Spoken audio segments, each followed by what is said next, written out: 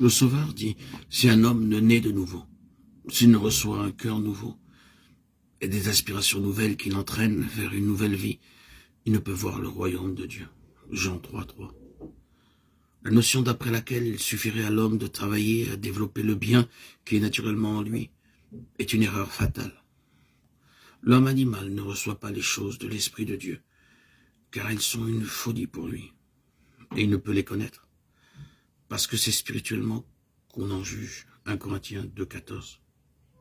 Ne t'étonne pas que je t'ai dit, il faut que vous naissiez de nouveau. Jean 3:7. Il est écrit, touchant Jésus-Christ, la parole, elle était la vie, et la vie était la lumière des hommes. Jean 1:4. Il est le seul nom qui a été donné parmi les hommes, par lequel nous devions être sauvés. Acte 4:12.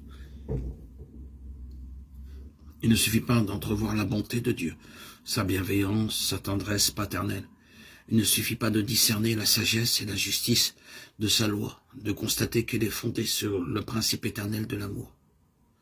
L'apôtre Paul avait connaissance de tout cela quand il disait « Je reconnais que la loi est bonne, la loi est sainte, et le commandement est saint, juste et bon. » Mais il ajoutait dans l'amertume de son désespoir « Je suis charnel, vendu au péché. » Romains 7:16, 12, 14.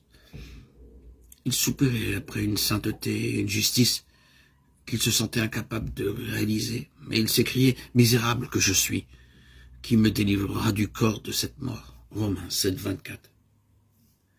Tel le cri qu'on poussait en tout temps et en tout lieu les âmes écrasées par le sentiment du péché. Pour tous, il n'y a qu'une réponse. Voici l'agneau de Dieu qui ôte le péché du monde. Jean 1:29.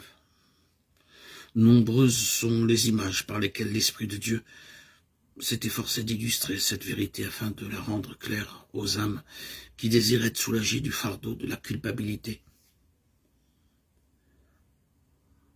Jacob, après avoir trompé Ésaü, s'éloigna de la maison paternelle, accablé par le sentiment de sa faute. Exilé et solitaire, banni, loin de tout ce qui avait donné du prix à sa vie. Ce qui l'accablait, c'était le sentiment que son péché l'avait privé de la communion avec Dieu et qu'il était abandonné du ciel. Entouré de collines silencieuses, la voûte étoilée au-dessus de sa tête, il se couche, désolé sur le sol nu pour y passer la nuit. Pendant son sommeil, il voit une lumière étrange envahir la plaine. Du sol sur lequel il repose s'élève une immense échelle éthérée qui semble conduire à la porte même du ciel, et sur cette échelle montent et descendent les anges de Dieu. Il écoute, et du milieu de la gloire céleste, la voix divine lui fait entendre un message de consolation et d'espérance.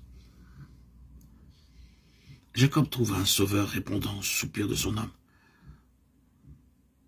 Plein de joie, il vit le chemin par lequel il pouvait, lui, pécheur, retrouver la communion avec Dieu.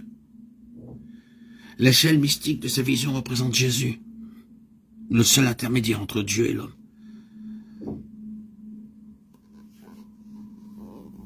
Dans sa conversation avec Nathanaël, le Christ se servit de la même image.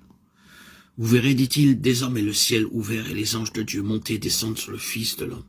Jean 1:51.